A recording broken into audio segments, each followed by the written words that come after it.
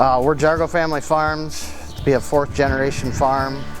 My wife and I took the operation over in '02 completely. My dad passed away that year and we lost my grandfather also, and we dissolved the corporation, and my wife and I took on everything and started over again basically. We run right around 1,400 head of cattle, feeder to finish, and we run right around 1,400 acres along with that. We also run a custom baling operation during the year, and my wife, she does all the bookwork for the farm and is very influential on what goes on day-to-day operations. My wife and I did a lot of figuring. We were building outside lots at the other farm with manure pits, and I guess the thing that influenced us the most was the cost per head space on those, and the rules and regulations anymore with trying to feed cattle. I've fed cattle outdoors for years on hills with slopes. The runoff was not good. I wanted to improve efficiency and quality, so we decided with the deep pit building we wouldn't have as much manure issues, and I wanted to be in guidelines with the EPA and DNR. So we chose just under 500 head building to be more efficient that way also. We did not have to have a permit because of that. Not that I wouldn't have minded being permitted, it just I thought it would be a little easier. We wouldn't have to do that because we're still feeding cattle outside also. Where we're standing today, we had a hill lot that was a pretty good slope coming down to about where we're standing, that leveled out in the middle and then went back up to the east on a hill, and there was terrible runoff, which we had manure pits to the south of here that we were in compliance, but I wanted to change that a little more because I didn't like the runoff situation.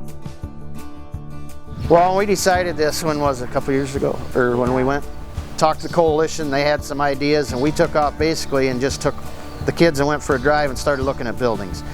We've looked at several buildings. Hoops, deep. Yeah, hoops, deep beds, you name it, but everybody that we talked to recommended going the pitted barns. My wife and I were on the page of we were going to build a 400 head deep bed here. That's what I had in my head. I sat down and put the pencil to it with our accountant in the bank.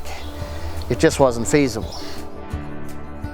We basically decided on a 480 head building, put 120 in each pen, just for the efficiency of the cattle and spacing for head space. It equals out about 40 square feet per head.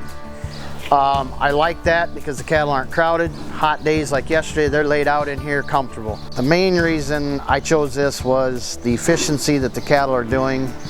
You're getting gains anywhere from, mid 3s, low 4s. Outside lots, yeah, you'll see that, but not as often. It's more efficient in these buildings. Your daily intakes are just more online, I'd call it.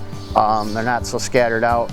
Your cattle do better, air quality's better in this building. Take for instance yesterday and today, as hot and humid as it was here, the cattle don't go to the bunk as well, they don't eat as well, they back off feed. These cattle in this confinement did not hardly back off at all. A little bit, but hardly anything. I guess anybody that's looking at expanding, I would say the best option would be a deep pitted barn.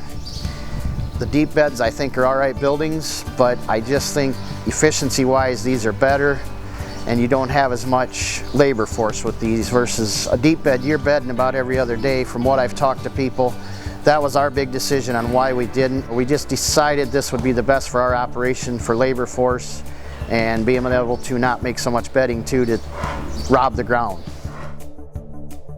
When we were out looking, Summit came well recommended. We got a hold of Ed Lehman. I went to some meetings with Larry. Ed was at several meetings and we met up with Ed. He drew up some plans. We had to do some changing because of some things we had to do here, but we drew up a plan. They put a lot of figures to it and we sat down. I bet we had 5-6 meetings at the kitchen table trying to decide if this was going to work. We came up with a plan, it did. Summit was very helpful in that. Ed had a lot of good figures, a lot of designs that we could look at, sent us out brochures. I guess the thing that switched me to Summit was they were very helpful in designing the building. They could get us a building up when we wanted. And when we decided to go with it, they could get here and get it done. That was my big thing, and they knew the rules and regs of what to do. Buying ground, renting ground is a big thing around Iowa. I just think the cattle industry, we're going to need more cattle feeders in the future. And I think feeding cattle is another opportunity to make decent money versus going out and buying a bunch of ground that you don't know day to day what's going to happen. Where the cattle, you can market them, you can lock them in, you can do whatever you got to do. You can turn a couple turns a year if you're buying the right cattle. You can make decent money. To us, it's a second income too, you know, versus just running the ground. It's an efficient way to keep the family here, and I think it's a real good way to bring the next generation in, to build some buildings, keep them into it.